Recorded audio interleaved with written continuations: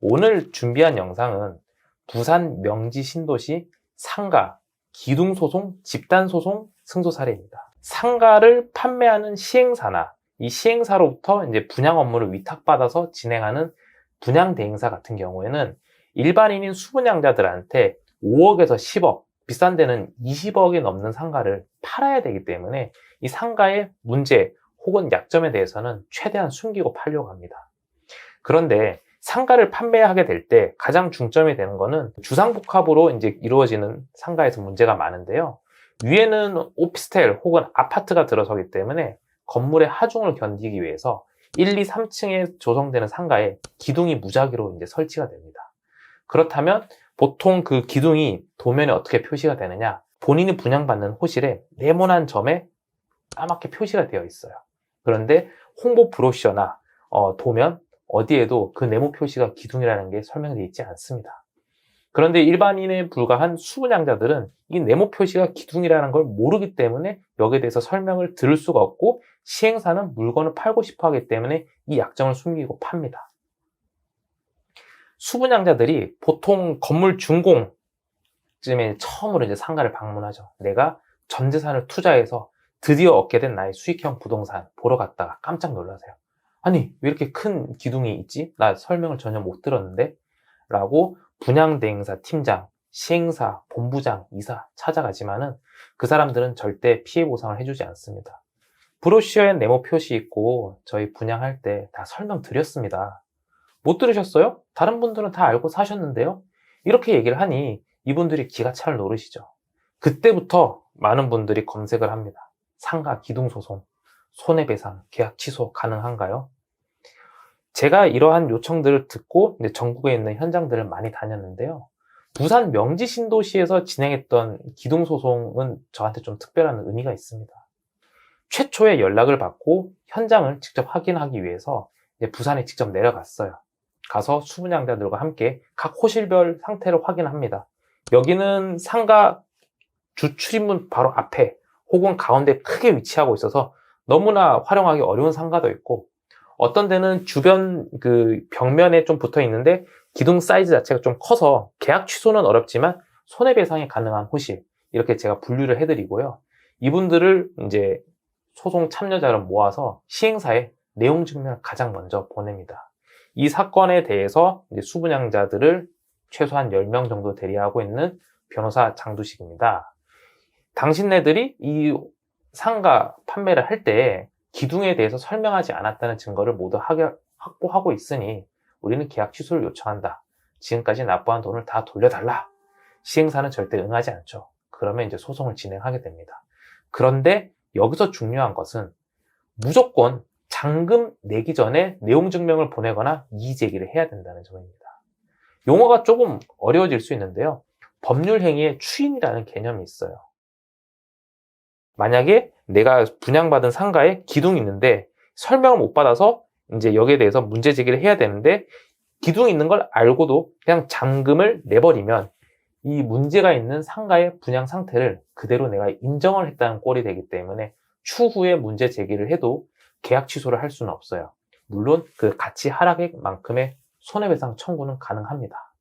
이처럼 태어나서 처음 소송을 진행하는 분들을 모시고 계약 취소가 어떤 의미인지, 손해배상이 어떤 의미인지 이걸 다 설명을 드리면서 이제 의뢰인들과 소통을 하면서 재판을 시작했어요.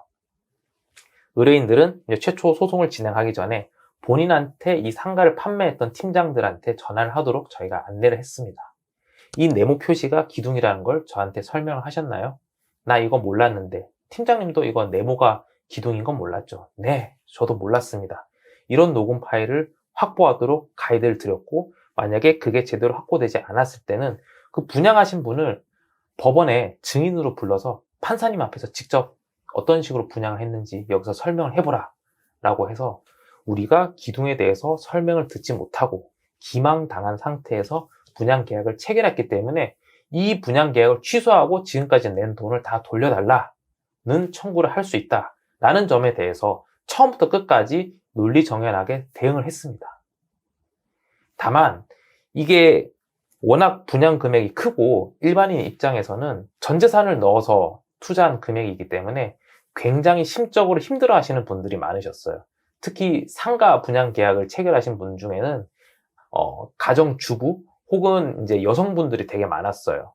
그래서 이 기둥을 확인하고 나서 특히 스트레스를 많이 받다가 가정불화가 생겨서 이혼을 하신 분도 계시고, 특히 여기 현장에서는 소송을 하다가 이게 기둥이 직접적인 원인이 됐는지 알 수는 없지만 이후에 소송 직후에 암투병을 하시다가 하늘나라로 가신 분도 계십니다. 이 분들, 그리고 이 가족분, 남아있는 가족분들의 그 절실한 마음을 갖고 제가 1심, 2심, 3심 소송을 진행을 했고요. 총 20개 호실 정도를 대리를 했었습니다. 그래서 기둥 상태가 가장 심각하고 문제가 가장 이제 컸던 호실들은 대략 5개에서 6개 호실들은 분양계약 취소가 다 됐고 이에 따른 대금을 다 돌려받았습니다. 그리고 나머지 한 10개 호실 정도는 손해배상 청구를 해서 인정받았어요. 손해배상은 내가 10억짜리 상가를 받았을 때 기둥이 없는 깔끔한 상태로 나는 10억이라 생각하고 받았는데, 현재는 기둥이 위치하고 있어서 기둥이 면적이 차지하고 있는 부분, 그리고 그 주변부 활용 못하는 공간까지 포함하면 몇 퍼센트 정도 가치가 하락됐는지 감정평가를 통해서 가치 하락액 만큼의 손해배상 청구를 하는 거였어요. 이렇게 계약 취소, 손해배상으로 대부분의 호실들의 소유자가 피해를 보전받았고요. 물론 각 호실마다 상태가 다르기 때문에 3, 4개 호실은 청구가 기각된 호실도 있습니다.